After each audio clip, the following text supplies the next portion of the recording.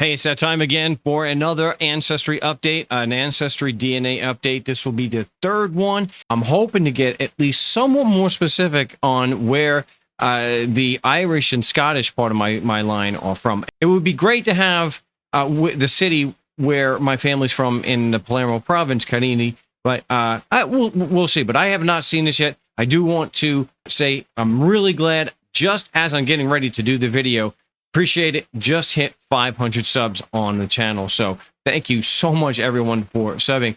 And I got a lot of more stuff to get to. I do apologize. I haven't had nearly as much content out lately. Hoping that's going to change real soon. But really, thank you so much for 500 subs. I appreciate it. You love me. You really love me. So now I did get an email about this, but I haven't opened it up. So I didn't scroll down. I didn't want to see anything. I wanted to be a complete surprise. I want to just go into Ancestry and find out. But what it does say, one of my ethnicity regions changed by 12%. That is probably pretty significant. So let's get right into this.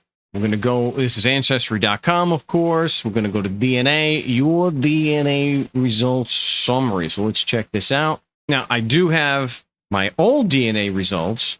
These are the old DNA results. Didn't do a good job of saving the screen cap, so you have to bear with me. We do know that the southern Italy, or Sicilia, went from 47% to 49%, but there is a window of error there. And of course, my mother was, her whole family was from Sicily, so it's 50%. The Scotland started out at 25%, Ireland 13%, and that change where Ireland jumped up to 18%, Scotland dropped down to 16%, and then England and Northern Europe went from 9% to 14%, Wales stayed about 2%, Germanic Europe and Spain dropped off of it on the second one, so we just have but we did have Sweden and Denmark at 1%. So that was a big surprise there. So hopefully we're going to have a 12% increase in one of them is going to be pretty big. Discover your DNA story. This is where we are going to go. Oh, I can see right here 20% Ireland. So that is a jump.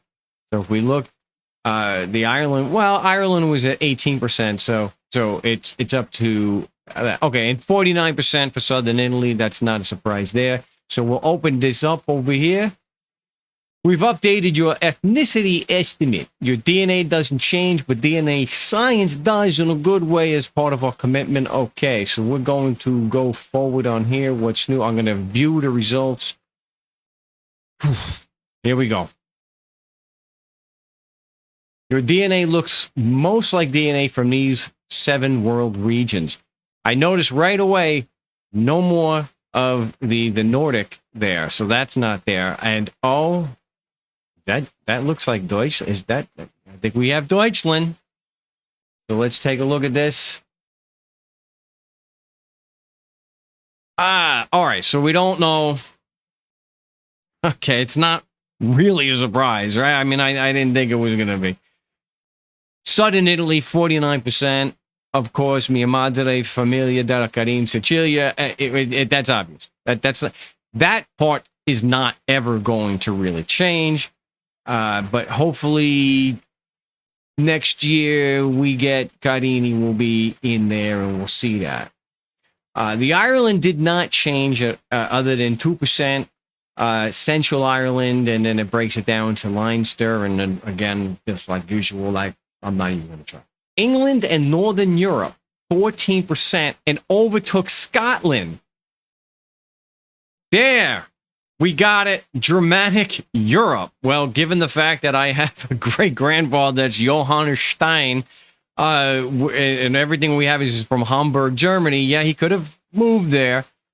Finally, we've got 2% Germanic Europe. There, right? So this big region over here, I was right. My geography isn't that bad. Yeah. And then, of course, we have Cyprus, which I think I had Crete or Cyprus the first time.